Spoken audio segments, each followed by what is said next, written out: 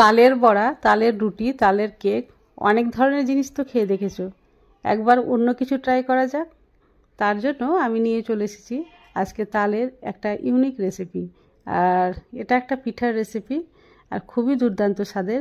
এমন নয় যে এটা আমি প্রতিবারই তৈরি করে খাই, আমি এবার প্রথম তৈরি করেছিলাম আর বাড়ির সকলে খেয়ে আমার প্রশংসা করেছিল। তাই ভাবলাম যে এত সুন্দর জিনিস হয়েছে, তোমাদের সঙ্গে শেয়ার না করাটা বোকামো হবে, তাই তোমাদের সঙ্গে শেয়ার করলাম। তো চলো, সবাইকে শুভ সকাল। আমার আর একটি কুকিং ব্লগে তোমাদের সকলকে স্বাগত। সকাল সকাল আমি চলে যাচ্ছি আমার কিচেনে, তোমরাও চলে আসো। এখানে আমি নিয়ে নিয়েছি কিছুটা পরিমাণ তালের কাঁধ, আর একটা তাল থেকে বার করে নিয়েছি। তো সম্পূর্ণ কাঁধটা আমার প্রয়োজনে পড়েনি, অল্প পরিমাণে নিয়েছি। আর এটা কি করে বার করলাম এটা তোমাদের দেখানো হয়নি, কারণ ভিডিওটা অনেকটাই লম্বা হয়ে যেত। এবার গ্যাসের ফ্লেম অন করে আমি এই কড়াই বসিয়ে দিয়েছি, আর কড়াইয়ে দিয়ে দিলাম সে তালের কাঁধটা। তবে কাঁধটা বের করার পরে অবশ্যই ছেঁকে নিতে হবে। এবার একটু এখানে ভাজা ভাজা করে নেব, মানে এর যে কাঁচা গন্ধ থাকে সেটা যাতে সম্পূর্ণভাবে চলে যায়।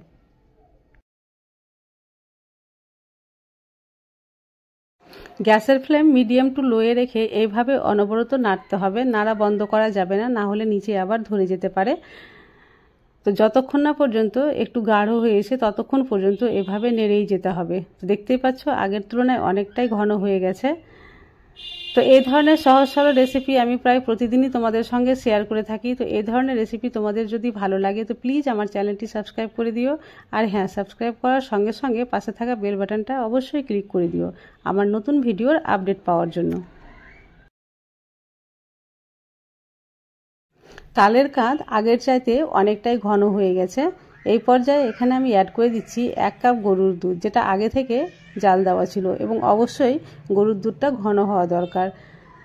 আমি এখানে শুধু গরুর দুধ দিয়েছি, তোমরা এখানে ইচ্ছে করলে নারকেল দিতে পারো। তবে নারকেলের যেটা গুঁড়ো হয় বাজার থেকে কিনে পাওয়া যায় ডেসিকেটেড কোকোনাট হিসাবে, ওটা দিতে পারো, ওটা দিলে খুব সুন্দর হয়। এবার আমি স্বাদের জন্য দিয়ে দিলাম 1 চিমটে লবণ, আর তারপরে অ্যাড করছি সুজি। যতক্ষণ না একটা ডো হবে আর কি, ততক্ষণ পর্যন্ত আমি সুজিটা এক হাতে দেবো, আর এক হাতে খুব ভালোভাবে নাড়াচাড়া করে নেব। সুজি দেওয়া হয়ে গেছে, আর সুজি লাগবে না এখানটায়। দেখে বুঝতেই পারছো যে কেমন অবস্থায় আমি রেখেছি, একটু নরম অবস্থায় আছে। আর এবার একটু নাড়াচাড়া করতে করতে এটা কিন্তু ডোয়ের আকার হয়ে যাবে, কারণ সুজি অনেকটাই ফুলে যাবে। তো এখানে দেখতেই পাচ্ছ কড়াই থেকে উঠে চলে আসছে, আর একটা মণ্ডর মতো হয়ে গেছে। তো এখন এটা উঠিয়ে নিতে হবে যে কোনো একটা পাত্রে। আর তোমাদের বলে দিই, এখানে সুজি লেগেছে আমার 1.5 কাপ, মানে যে কাপের আমি দুধ মেপে দিয়েছিলাম আর কি, সেই কাপেরই 1.5 কাপ সুজি দিতে হয়েছে। তো চলো, এটাই আমি উঠিয়ে নিয়েছি একটা থালাতে। এবার ঠান্ডা হওয়ার জন্য আমি রেখে দিচ্ছি 10 মিনিট রেস্টে, ঢাকা দিয়ে রেখে দিচ্ছি, যাতে ওর ভিতরের বাষ্পতে আরও সম্পূর্ণভাবে সেদ্ধ হয়ে যায়। চলো, অন্যদিকে আমি কিন্তু একটা সেরা তৈরি করে নেব।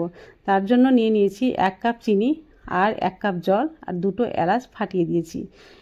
এখানে যে রসটা তৈরি হবে আর কি, সেটা মানে কোনো চিটচিটে ভাব আসবে না এর মধ্যে, শুধু চিনিটা মেল্ট হলেই হবে। অত ঘন এখানে সেটার দরকার পড়বে না, 1 তার বা 2 তার কোনো কিছুই লাগবে না। দেখতেই পাচ্ছ সেরাটা ফুটে উঠেছে, আর চিনি সম্পূর্ণভাবে মানে ঘুলে গেছে জলের সঙ্গে। তো আর বেশি ফুটাতে হবে না, না হলে আবার সেরাটা কমে যেতে পারে। তো এই পর্যায়ে গ্যাসের ফ্লেমটা আমি বন্ধ করে দেব।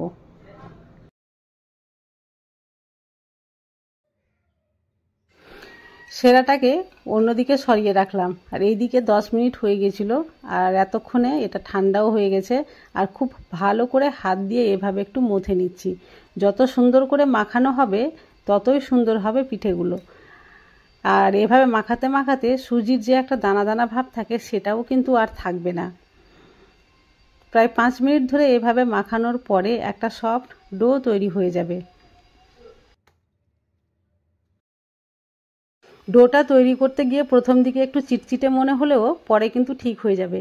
এখানে কিন্তু তোমরা তেল বা ঘি কোনো কিছু ব্যবহার করতে যেও না, তাহলে কিন্তু এই পিঠাগুলো তৈরি করতে পারবে না।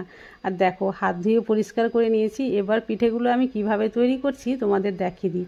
অল্প অল্প পরিমাণে নিচ্ছি, আর প্রথমে একটু গোল করে, তারপরে লম্বা শেপ দিয়ে একটু 2 হাতের তলা দিয়ে একটু ঘষে নিচ্ছি। আর দেখো কত সুন্দরভাবে তৈরি হয়ে যাচ্ছে আমাদের ইউনিক একটা রেসিপি।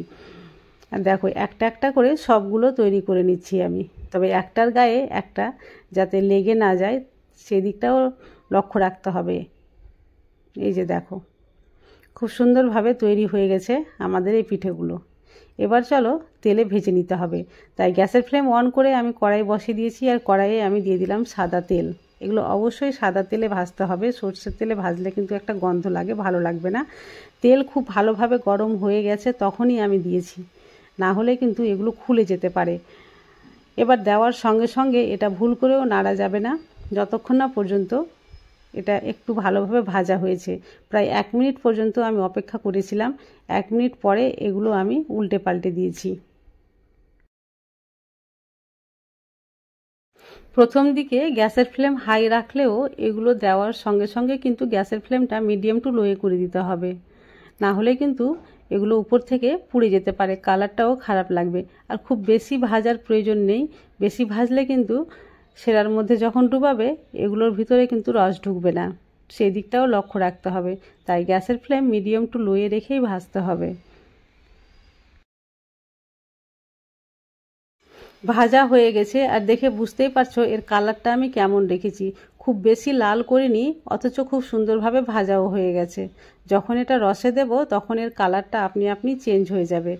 এই যে দেখো তৈরি করার সঙ্গে সঙ্গেই রসে ডুবিয়ে দিলাম, তারপরে আবারও কিছুটা দিয়ে আবারও ভেজে নিচ্ছি আমি। যতবার ভাজা হবে ততবার সঙ্গে সঙ্গে রসে ডিপ করে দিতে হবে। এই তালের সিজনে একবার হলেও এই রেসিপি অবশ্যই তোমরা ট্রাই করে দেখো, আর কেমন হচ্ছে খেতে আমাকে কমেন্টে কিন্তু জানাতে ভুলবে না, কারণ আমি জানি এটা নিশ্চয়ই তোমাদের ভালো লাগবে, কারণ এটা একটা ইউনিক রেসিপি। আর এটা একবার করলে একবারে কিন্তু মন ভরবে না, তোমরা আবার করতে বাধ্য হবে। তো সবগুলো তৈরি করে আমি রসে ডুবিয়ে দিয়েছিলাম, আর ডুবিয়ে প্রায় 5 মিনিটের মতো রেস্টে রেখেছিলাম। 5 মিনিট পরে এগুলো রস থেকে আমি উঠিয়ে একটা সার্ভিং প্লেটে সার্ভ করে নিচ্ছি। এগুলো বেশিক্ষণ রসে রাখতে হয় না, রাখার সঙ্গে সঙ্গে কিন্তু ভেতরে রসটা ঢুকে যায়। আর দেখতে পাচ্ছ কত সুন্দর হয়েছে। আমি তোমাদের একটা ভেঙেও দেখাবো যে ভেতর পর্যন্ত রস খুব সহজেই ঢুকে গেছে, দেখেই বুঝতে পারছো। আর এত সুন্দর লাগে খেতে, এত টেস্টি, বাচ্চারা তো এর প্রেমে পড়ে যাবে। একবার করলে আরেকবার তারা খাওয়ার জন্য কিন্তু বায়না ধরবে। এটা তৈরি করে তুমি গেস্টদের আপ্যায়নও করতে পারো। এটা তৈরি করে তোমরা ফ্রিজে স্টোর করে রাখতে পারো 3 থেকে 4 দিন। আর এটা ঠান্ডা ঠান্ডা খেতে তো ভীষণই মজার লাগে। তো আজকের রেসিপি তোমাদের কেমন লাগলো আমাকে কমেন্ট করে অবশ্যই জানাবে। আর এই ধরনের রেসিপি পেতে হলে চ্যানেলটি অবশ্যই সাবস্ক্রাইব করে দিও, আর বেশি বেশি করে বন্ধু বান্ধবদের মাঝে শেয়ার করিও। আজ তাহলে এই পর্যন্তই, আবার আসবো অন্য কোনো নতুন ভিডিও নিয়ে।